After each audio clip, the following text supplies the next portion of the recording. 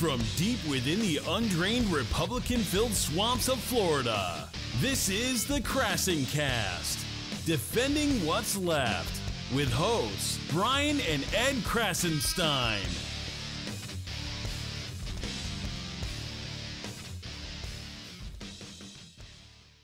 Welcome to episode 2 of the Krassencast. Yay! I'm Brian Krassenstein, and I'm here with my clone and my twin brother, Ed Krassenstein. Wait a minute. You're my clone. I'm not your clone, Brian. We're off to a great start with Krassencast, and we have another awesome guest lined up for you all today. Krassencast is now available on Soundcloud, iTunes, YouTube, and Patreon. So please be sure to also leave us a review on iTunes. It helps us out. It helps get our base more motivated, I guess. You sound like Trump. Sorry, we don't have a base. I don't think we have a base. All right. So if you haven't already left an iTunes review, please do so. It helps us out, and it kind of gets us ranked higher so others can enjoy this awesome podcast. Even if you leave us bad reviews, that's okay. Also, you may support us on Patreon. In doing so, you will get all kinds of extra outtakes, video clips. You'll get these episodes a couple days in advance. You don't have to support us. This podcast is free, but any support is greatly appreciated. And you can do that at Krassencast.com. Basically just directs to our Patreon. So last week we talked to Curtis Ingram, who is Laura Ingram's brother, a strange brother, and he had some really interesting things to say. He talked about how he doesn't believe she's ever been loved in her life. He talked about growing up, how their father would shoot guns in the basement and take part in all kinds of Nazi sympathizing actions. It was a really interesting episode, so if you haven't listened to that one yet, you should go back and listen to that. Let's just jump right into this, Brian. As everyone knows, the president's mental state has been a topic of debate for practically his entire presidency. Wouldn't you agree? Absolutely. Even going back as far as the campaign trail. So we wanted to devote an entire episode of our podcast to determine if our president is or is not a lunatic. I've always been taught not to joke about a person's mental health. I've also been taught to fight back if we see our democracy in peril. So we must speak out when we see something that we think is not the norm in our democracy. Well, democracy or not, I think that goes for any aspect of life, wouldn't you say so? So basically, you're telling me, if I have this right, that we're stuck between an egotistical traitor and a hard place? I think that's probably a really good analogy. How about this? Let's not just tell jokes. Jokes are fun and everything, but let's not just tell jokes about what appears to be a president in office who has multiple mental health ailments or issues or disorders, whatever you want to call them. And let's instead get serious about it, because I think it is and should be a serious thing to talk about. Absolutely. And today we have quite a show with a really awesome guest who's going to enlighten us all as to whether President Trump really does have a mental disorder, or 2, or 3, or 4. It's really scary. Think about that, the president having mental issues. So today we have Dr. John Gartner with us. He's a former professor of psychiatry at the Johns Hopkins University Medical School. He's also the founder of the Duty to Warn PAC. You can access that at dutytowarn.org. It's an organization working to raise awareness about the danger to the United States and the world posed by President Trump. Gardner's also one of the 27 mental health experts who have contributed to the 2017 best-selling book entitled The Dangerous Case of Donald Trump. Sounds pretty scary. Yeah, when I heard John was joining us, I think I got as excited as Trump probably gets when the presidential limo passes by a McDonald's. Brian was literally high-fiving himself in the mirror, and I'm not joking, he really did do this. So let's get into the interview. I'm super excited. We're here with John Gartner, a clinical psychologist who specializes in the treatment of borderline personality disorder, bipolar disorder, and depression. He's profiled presidents past and present, and he's here today to talk about none other than Donald Trump. Welcome, John. Thank you. Thank you for having me. So, John, you're behind a website called dutytowarn.org, Yes. which is an association of mental health professionals and other concerned citizens who advocate Trump's removal under the 25th Amendment on the grounds that he is psychologically unfit. Can you tell us a little bit more about this? Well, I think what you need to understand is that Donald Trump truly has the most dangerous form of mental illness that you can find in a leader. He actually has 3 different diagnostic problems that I'll describe. But the first one, and maybe the most important, is that he suffers from a personality disorder called malignant narcissism. Malignant narcissism was actually introduced by Erich Fromm, the famed psychoanalyst, who himself narrowly escaped the Nazis. And malignant narcissism was his attempt to explain the psychology of dictators like Hitler or Stalin or Mussolini. And it is a combination of 4 traits. One, of course, is narcissism, need I say more? But the other 3 make it much more severe and serious than normal narcissistic personality disorder.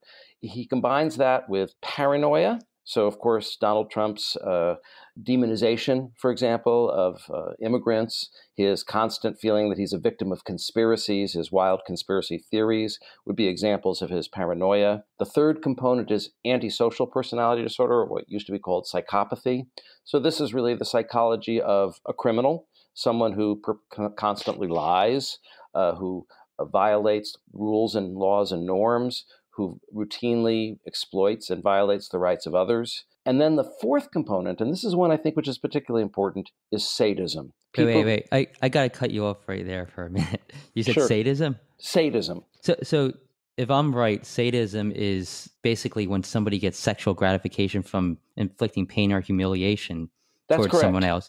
That's right. Are you implying that when Trump tries to humiliate somebody on Twitter, he's actually enjoying it in the same way as, say, I don't know, getting spanked by Stormy Daniels, Exactly. yielding a magazine with Trump on the cover? Exactly. He is driven and gets intense pleasure from harming, humiliating, degrading other people. That's extremely important. So, for example, you mentioned his Twitter feed. I actually wrote an introduction to a book about his tweets. I had to read thousands of his tweets. And one of the things that was so shocking was just how mean-spirited thousands and thousands of them were, that he was just so driven to humiliate and degrade other people just, over and over again. And it's extremely important to understand what's happening to us right now. We look at all of these sort of heart-rending reports on the TV of people who, because of the government shutdown, can't pay their rent, can't get their insulin, and our hearts are moved. What you need to understand is that he is actually getting intense pleasure from their pain. He is reveling in the chaos and the destruction that he is causing. And it's giving him a sense of power and omnipotence, that if he can damage and harm all of these people, he must be very powerful and big indeed. And so the more he feels threatened by something like the Mueller investigation, the more he needs to experience the exaltation of feeling drunk with power through his ability to harm and humiliate and degrade other people. So they use this power to destroy the people who they see as their enemies, and they kind of exalt in sort of, like drinking there's warriors, that like to rip the heart out of their enemy and eat it, in exaltation. It's that kind of destructive energy. Sounds pretty scary. These people are extremely scary. That's why these are the kind of people who really can commit genocide. And people really took me to task when I compared him to Hitler early in his term. And what I was trying to say is, I'm not saying he's Hitler. I'm saying he's got the same psychology. He's of the same type, cut from the same cloth, even if he's not as bad. And even if he's not as empowered, he is someone who, given the chance, will enact that kind of destructive agenda. So look at what he's done. He's now demonized immigrants. If you listen to the most recent speech he gave, he describes them as if we do need a final solution, right, to immigrants. If we can just build this wall, that will cut crime and drugs in half, he said. In other words, what Hitler did is he didn't just demonize Jews. We hate them, they smell. He made them powerfully evil. That, in other words, it's us or them. Unless they are destroyed, we will be destroyed. And so some kind of massive terror against that group is necessary for our own survival. That's the kind of psychology we get from a Donald Trump. So are you saying that Hitler was also a sadist? Absolutely. Absolutely. So when we hear about them getting sexual gratification, is Trump getting aroused by this, sexually aroused, or is it more of like a mental state? Well, I think it can be both.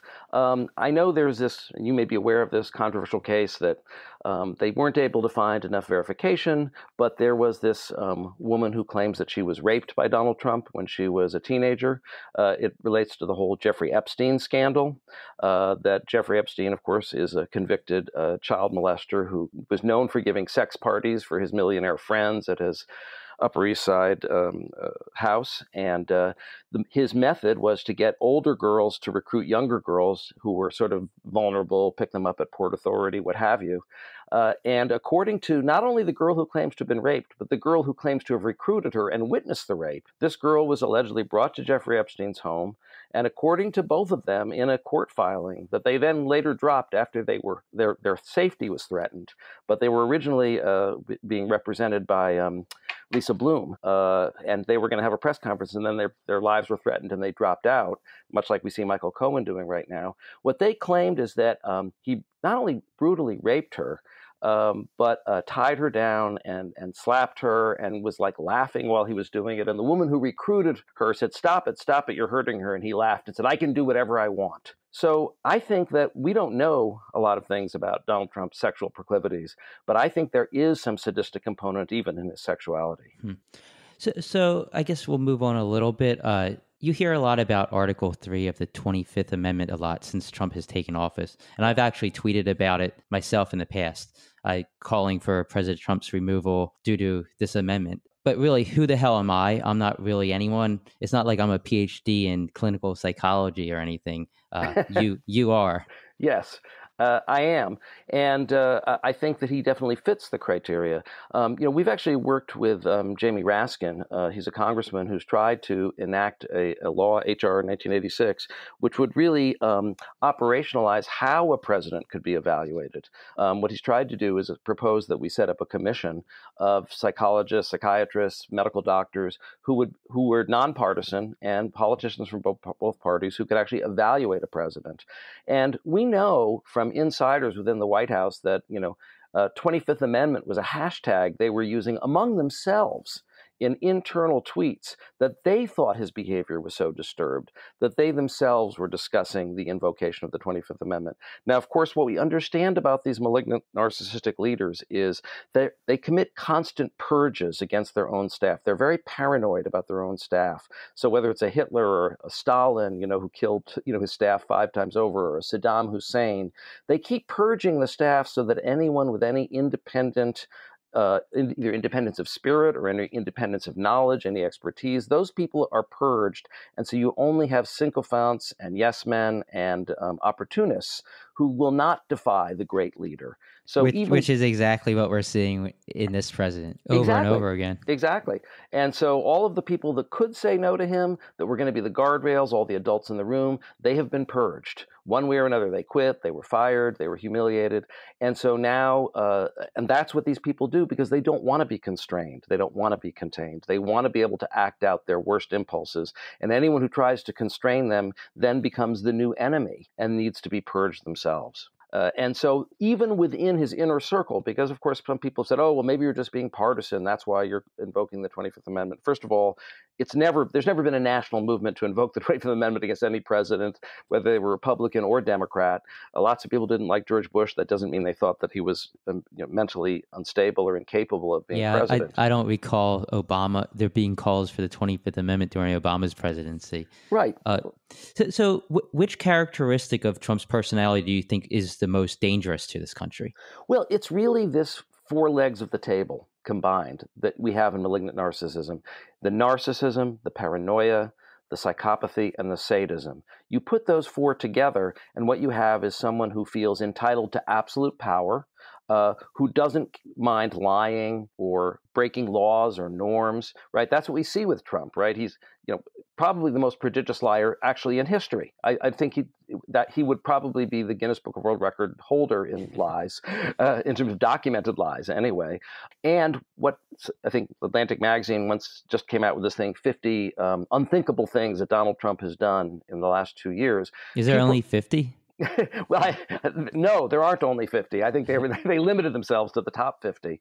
But one thing we keep being shocked about is his total disregard for all laws and norms. That's, again, part of the antisocial component.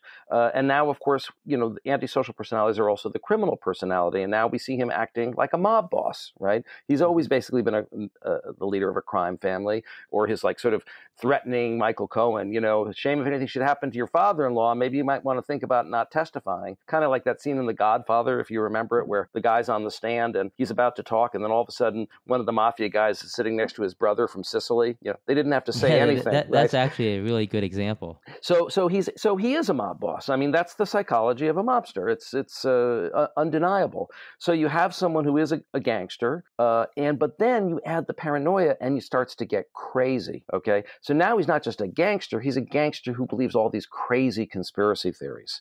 Okay, so there's no conspiracy so crazy that he can't believe it's actually happening. So his reality testing is distorted. It's not just that he has no moral compass. I'm sorry, I'm just going to interrupt. So you think he's not just pushing these conspiracy theories, but he's rather actually believing them? I think it's both.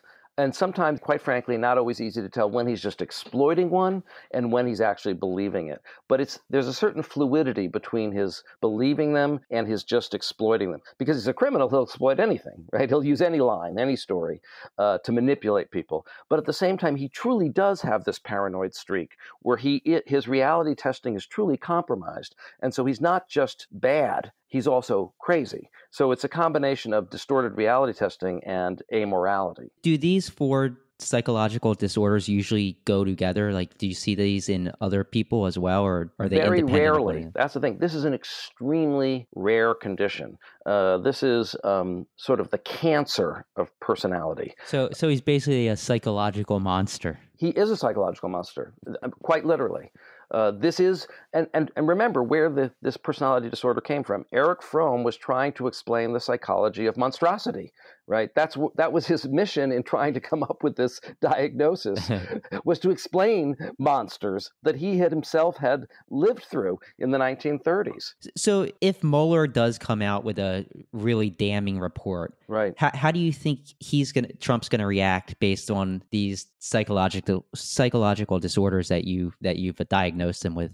Well, look at what's happening right now, because I predicted all of this a long time ago, which is that the more he was under pressure, the more he would act out in a destructive way. And the more people he harms, the more powerful he feels, the more it counteracts the feeling of his feeling weak and out of control. So the more threatened he is, the more dramatically destructive he's going to become in his behavior. And of course, because he is president, that means that it can have, and now he has a completely compliant sort of a party that will basically follow him anywhere. I think the important thing to understand is there's literally nothing he won't do.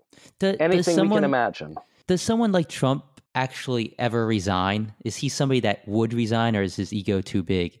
I think, I think about those Jimmy Cagney movies where, they say, "Come and get me, copper." I'm not, I'm going to take as many of you with me, but I'm not coming out, voluntarily. He's going to try to take as many of us down as he can before he will resign. Let's take an example. Say that Robert Mueller was to prove crimes that, say, Donald Trump Jr. committed, and gave the president the opportunity to resign in order to save his son from charges. Do you think that's something that this man would actually consider?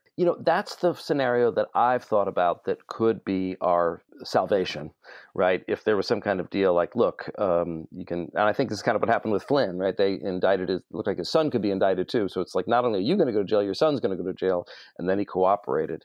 The problem is that because you're looking about someone this sick, right? A lot of people don't know this chapter of history. When it looked like Germany was losing the war, what Hitler said was he ordered his troops, before he went into the bunker to commit suicide, he ordered the troops to start killing the German people in mass quantities. That was the only order he gave they didn't follow. Well, I wasn't even aware of that. So, I don't know that he, even to save his own son, that's how disturbed he is. I'm not even sure that even for that purpose would he be willing to surrender power. Maybe, but I don't think it's a sure thing. He he could be willing to immolate everyone to preserve himself, or at least not even to preserve himself, but at least to maintain his sense of power, which might even mean going up in a big ball of flames with all of us. So if Trump were to be impeached and then convicted by the Senate and thrown from office, how do you think he would handle that situation? Well, of course, he'll say that it's all fake news and it's a conspiracy, and he will try to rile his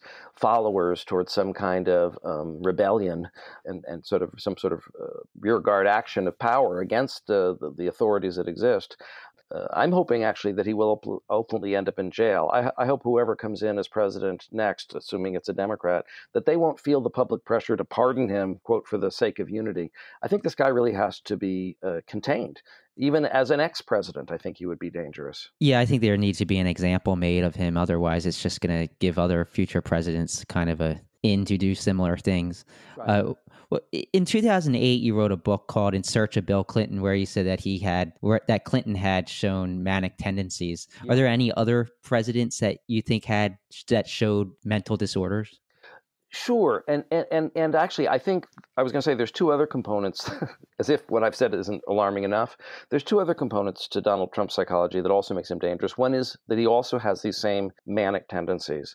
It's actually a temperament called hypomania. So there's a spectrum with bipolar disorder. So he doesn't necessarily have to have full-blown manic depressive disorder. People who have this temperament are very high energy. They're very restless. They're impulsive. They don't need much sleep. So, a lot of his, rage tweeting at 3 a.m, his hyperactivity, his sort of ADD, some of his grandiosity, his impulsivity, a lot of this is related to a biologically based temperament. Now, that biologically based temperament is actually a double-edged sword. It's often linked to success in many very successful people, Bill Clinton being an example. A lot of Bill Clinton's success was related to his being so energetic and charismatic and creative and confident, sort of just being able to campaign. Literally, I interviewed people who he would campaign for 3 days straight without sleeping. I mean, literally. So that kind of energy can be directed towards good aims, or it can be directed towards bad aims. This is where the personality disorder component is important, because Bill Clinton doesn't have the same personality structure as Trump does. But because Trump has this destructive personality structure, all that energy is sort of kind of like the old movies where they say, if only he'd used his power for good instead of evil. Trump is someone who uses his hypomanic energy for evil. I sometimes think of hypomania as being like a vector of force that can be pointed in any direction. But it also has intrinsic downsides. And in Bill Clinton's case, some of those downsides were his undoing. People tend to be impulsive. They tend to have drives that they don't control, whether it's sexual drives or overeating, or speaking out of turn when they shouldn't. So, Bill Clinton obviously hits his sexual drives that were really out of whack, that he didn't contain. And he also had a problem with eating and with rage. So it also means that he's more likely to do something destructive impulsively. And it also means it's harder to contain him. He doesn't listen because his own internal manic drive is sort of pushing him from within, forcing him to act without any self-reflection, without any self-judgment, and without being able to be contained by external forces. They sort of become forces that cannot be contained. So there's that component. And yes, actually the other president who we had who had a lot of hypomanic traits was actually Teddy Roosevelt, if you know much about his colorful life. He was another one of these forces of nature. But also his character was very good. So he used that force of nature to basically move the entire Republican Party towards a progressive agenda they didn't even want to go towards. Yeah, so it could go either way. You could use it for good or bad. I can definitely see what you mean there. Do you believe that any of Trump's mental disorders have been passed down to his children, such as Don Jr., Ivanka, or Eric? Well, just go back to the Godfather movies. If you're a member of a crime family, you're going to have the same kind of antisocial personality disorder, right? So, they're all in on the Trump-Russia deal. They're all in on the collusion. It's like, it's just business as usual. They're just doing business, within the family. And of course, what do crime families do? They appoint family members, right, to all the roles. So, we have Jared, who shouldn't even be able to get a security clearance, being in charge of like the Middle East, the opioid crisis, and like 9 other departments. So they're socialized to be antisocial. But I don't know if they're as sort of disturbed as he is in terms of their reality testing. I think they're just socialized to be a member of his mob. I can't think of anyone who could be as disturbed as he is right now. I agree. And by the way, there's a third component. If we weren't already, like those. If that weren't enough, he's also losing his cognitive capacities. I think that he is in a state of what we call pre-dementia. If you compare his verbal productions to, say, the way he used to speak in the 80s. Now, he was still kind of a jerk, but he spoke in polished paragraphs. Now he can't even complete a sentence. He has a lot of trouble with word finding. He even makes up words. He has trouble completing a sentence without veering off into an irrelevancy. All of this is a sign of cognitive decline. So in addition to everything else, he's really losing his cognitive faculties, which could also increase the extent to which we may be endangered. Yeah, I've checked out some of the old YouTube videos of interviews he's done in the 80s, and he's actually an intelligent man. And to go from then, those interviews to today, it's just remarkable. Well, what about Sarah Sanders? Is she just kind of a victim of being brought into this administration, or do you feel that she also has some psychological disorders, I guess you could say? Well, nobody can really go along. I think all this is very interesting because as a Jewish person, one of the things that has always been a question that I've struggled with my whole life is just how could Nazi Germany have happened? Not even dealing with the moral badness of it, but just literally at a very concrete level, how can something like that happen? And what I'm starting to understand now is there's a way in which one malignant narcissist who gains power can start to kind of morally warp everyone around them and the whole society around them. So that there's Robert J. Lifton is a Yale psychiatrist who studied dictators for about 40 years. And he's come up with a term he calls malignant normality.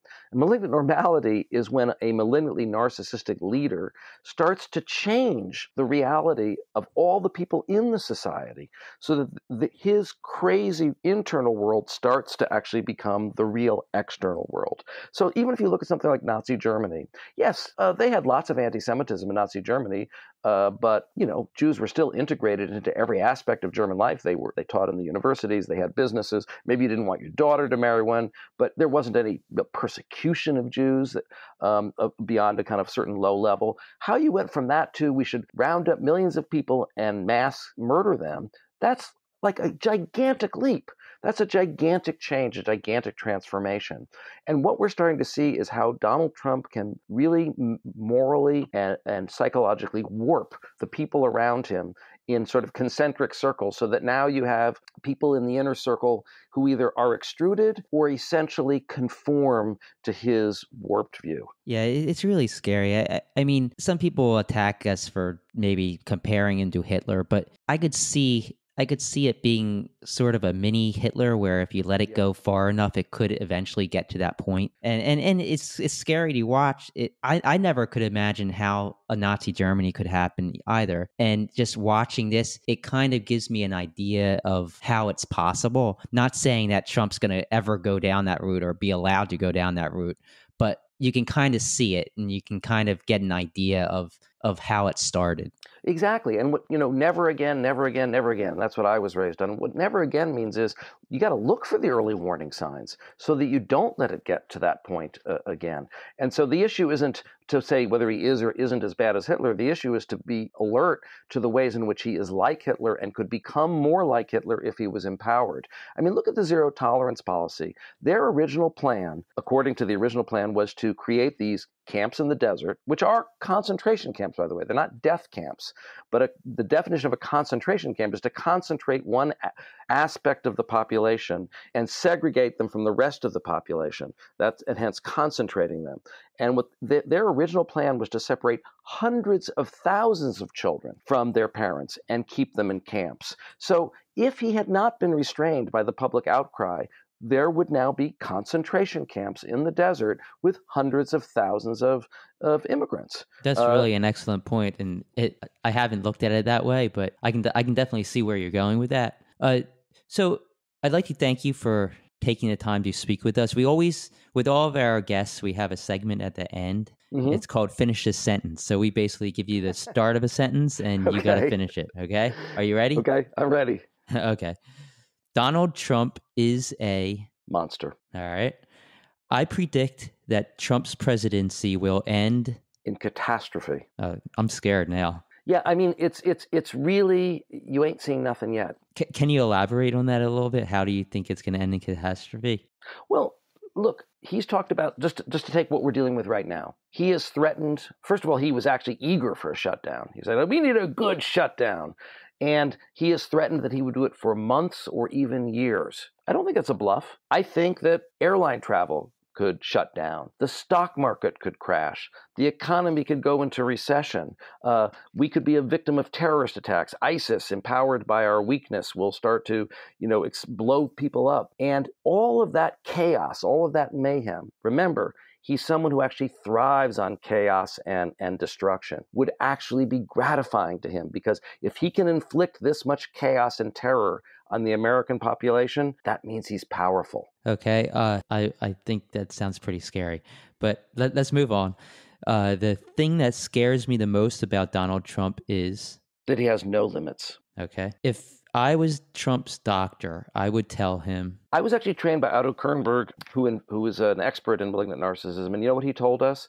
Once you diagnose a patient as being malignantly narcissistic, the most important thing you can do is run away. They're untreatable. They will just destroy you. Run away as fast and as far as you can. So you leave him untreated? You save yourself by running away because Canada? He's untreatable. Yeah, I think Canada may be building a wall to stop the fleeing Americans from overrunning the country. So you run away, but what happens to the patient? They're untreatable. That's the point. You just hope they're incarcerated. Or put into a mental institution? You just hope they're isolated in a place where they can't hurt anybody. But they cannot be helped. All you want to do is help the people that they're trying to harm. That makes sense. Well, I think that's probably a good way to end this. We should maybe just all run away now. Yeah, gotta run. Yeah. Thank you for joining us. It's really been interesting. Yeah, that was awesome. Thank you. Thanks for having me. I really enjoyed it. We'll do it again sometime. Good. I hope so. I just want to thank John Gartner for being with us once again. It's always awesome to have someone of Gartner's caliber join us on this podcast, especially someone that understands the human psyche like he does. We hear often from political pundits and the media about Trump criticizing him and whatnot, but to be able to get the insight of someone like Gartner, it's really interesting, and it gives us a different window into what's going on here. Yeah, maybe we can have him on the show again in the future, Brian. Yeah, maybe he could analyze us. I don't know about that. I don't think that would be very beneficial for you, Brian. Anyhow, let's move on to another topic. It's a topic that has garnered a lot of attention over the last year or two, and it sort of correlates to this whole discussion we just had. I'm not talking about Trump's comb over. I'm not talking about all of the shirtless photos spreading on the internet of me and Brian. And I'm not talking about Hillary Clinton's emails. I'm talking about something that's garnered attention for and basically because of Trump's apparent mental state. I'm talking about the 25th Amendment. Yeah, and I think this really kind of ties in with what Gartner had to say. Definitely. Before President Trump came into office, no one really understood or knew what the 25th Amendment was. I mean, most Americans probably didn't know there were 25 amendments. How many amendments are there? I don't even know. I don't know that either. But we all know the First Amendment, Second Amendment. But the 25th Amendment kind of came about recently in the media when President Trump shot into office and started doing all this crazy crap. Crazy crap. I couldn't emphasize that anymore. Anyhow, the 25th Amendment was put into the U.S. Constitution in 1967, and it basically lays out details of what will happen if the U.S. president becomes, quote unquote, unable to discharge the powers and duties of his office. Do you think he's there yet? I think he was there about 24 months ago. So has this actually been put to use? I mean, it exists, but has it ever been used? It's been used, but it hasn't been used in a way that many people are hoping it to be used. Oh, what a letdown. I was thinking maybe I missed something in the last 2 days. I haven't been online that much, and I thought maybe Trump resigned or something or got thrown out via the 25th Amendment.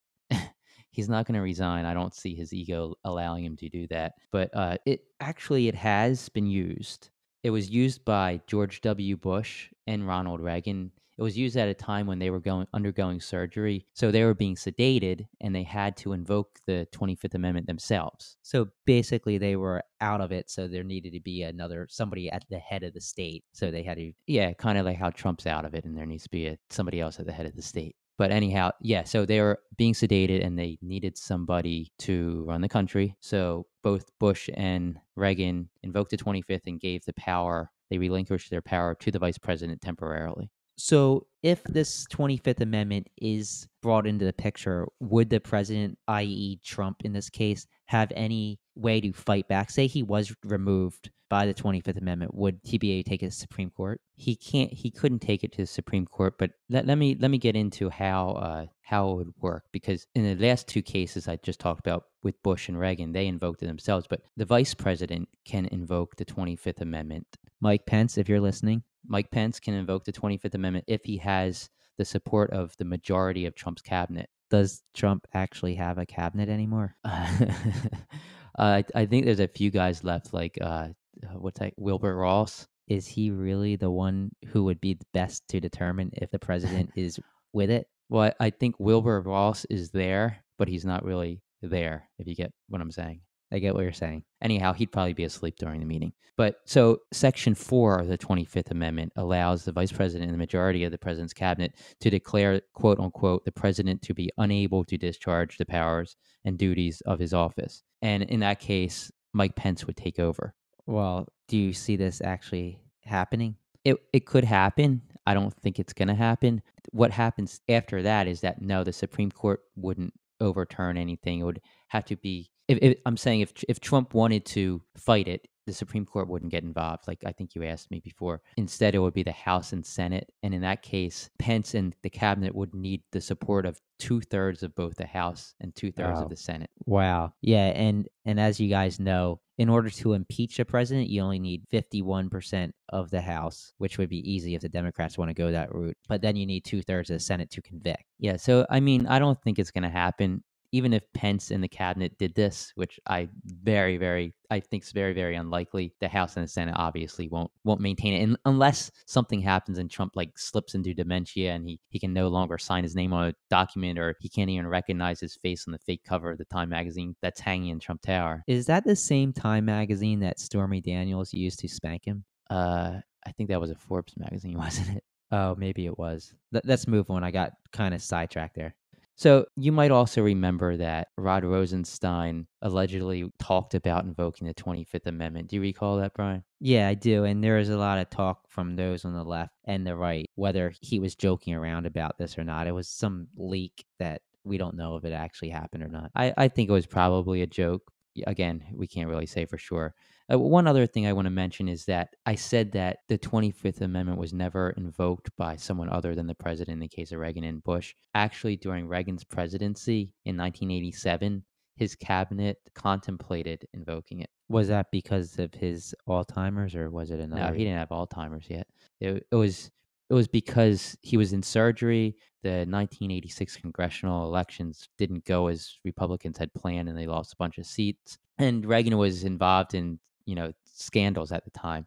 So they believed that Reagan had become disinterested and disengaged in the country. So they were going to push for it. But then Reagan kind of got this new burst of energy, and his cabinet came about and supported him again.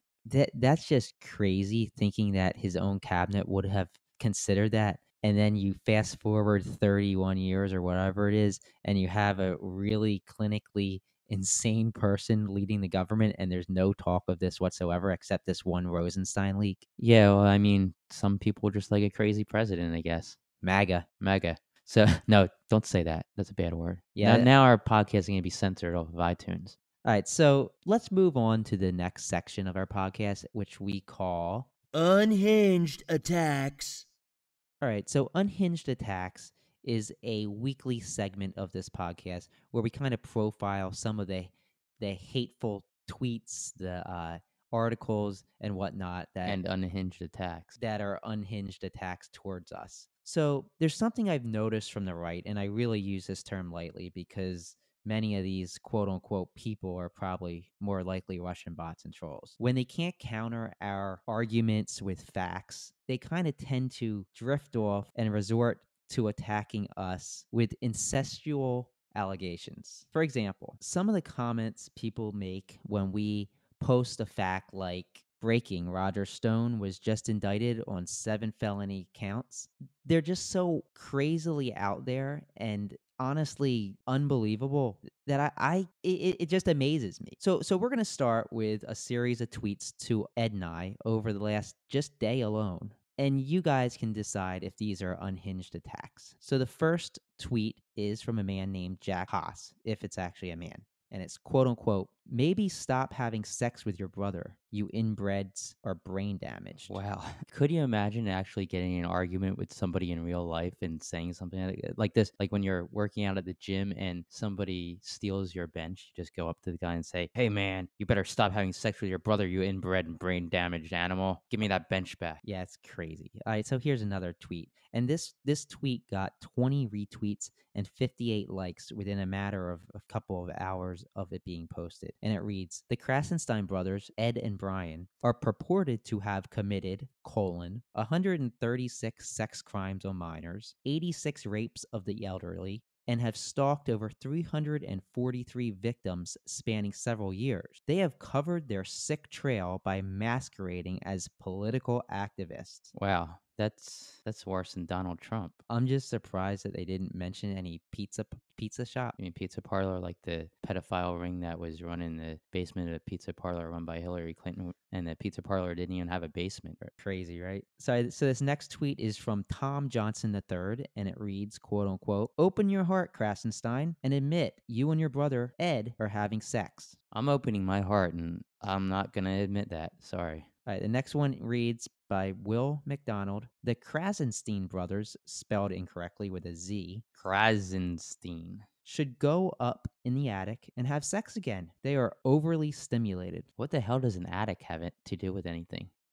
I don't know, but in Florida, none of us want to go up in the attic where it's 130 degrees. Man, it's pretty cold here in Florida today, and my nipples are pointing through my shirt. All right, the next tweet is by Niles Turner, and it reads, quote unquote, dude, you and your brother are crooks who have sex with each other. All right. Dude, give it up already. My only question is, why the hell are so many people on the right picturing us having sex with each other? I mean, doesn't that say more about them than it does ourselves? I don't get it. When I get proven wrong in an argument, my first inclination isn't to go up to the person and say, well, you have sex with your brother.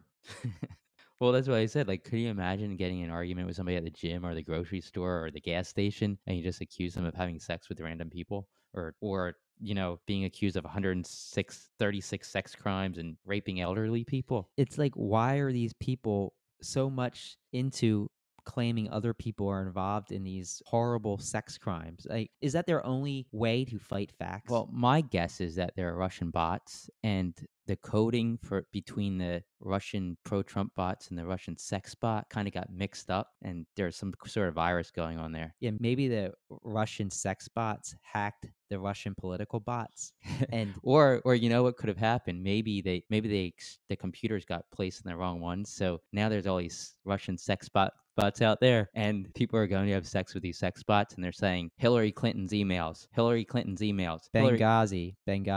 God, could you imagine that? Must be horrible to live in Russia. But you know what? I'm pretty sure a lot of these pro-Trump people would get aroused by that anyhow.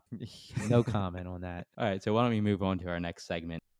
So every episode, or at least most episodes, we have a section on our podcast entitled Trump Tweets. What we do is we just basically read a Trump tweet, and then we provide our comments based on those tweets. So earlier, or I guess it was late last week, Trump made a tweet, which he has done several times already, simply said in all capitals, build a wall and crime will fall. So we decided we'd come up with a few comebacks. And Brian, you want to read one? Sure. The first one is, build a wall because my manhood's small. That is actually a really good one. Maybe we should reply to Trump with that one. I think I already did. I think we get a lot of likes and retweets.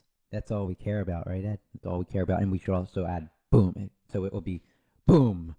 Build a wall because your manhood's small. Exclamation mark. All right, what's the next one? So I came up with this one. I think it's pretty clever. Build a stupid wall. It's Putin's protocol. That was really good, Eddie. It wasn't too corny?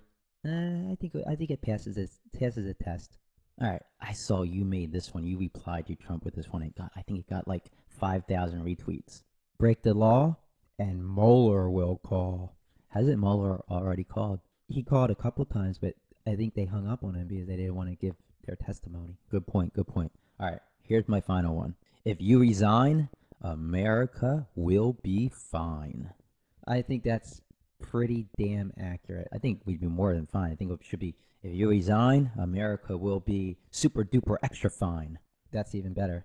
Trump's been tweeting this build a wall, crime will fall thing over and over again. I wonder who he's plagiarizing it from. Somebody had to have told him that. He's not clever enough to come up with that. Well, the great thing is that he keeps tweeting this, so we get to keep tweeting these comments back to him. It's awesome, Brian. Awesome. All right, let's move on to the next tweet by the president that we want to dissect, and this came recently as well.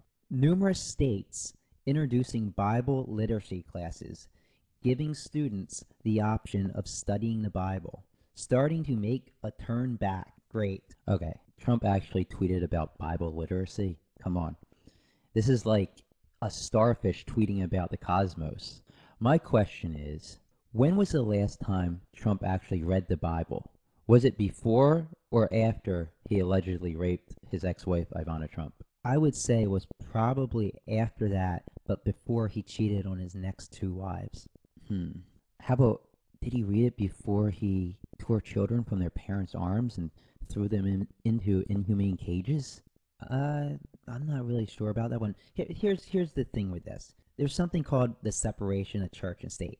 Now, it's fine if private schools want to do this, but public schools should definitely not be introducing Bible literacy classes, unless they want to also introduce Quran literacy classes and Torah. No, but even that's still combining church and state. Church and state are supposed to be kept separate. What I'm saying is, if you want to go against the Constitution, at least do it in a fair way. No, don't go against the damn Constitution. Well, I think I'm going to kick you off this podcast. You don't control this podcast. I own this podcast. Okay, well, let's just say this. Don't break the Constitution.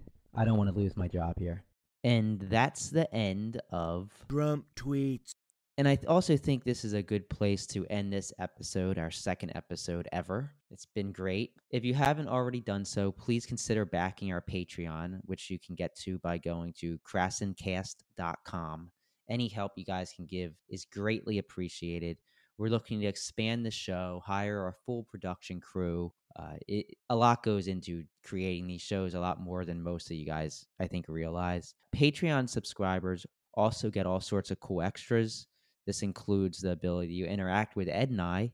It also includes outtakes, video content, and so much more. So go to Krassencast.com if you want to help out. I also want to ask you all to please leave us a review on iTunes. If you're listening through iTunes, it really helps us out. Even if you want to leave us a bad review, just leave us a review, an honest review. Thanks again for joining, and we can't wait until next week. That's a wrap.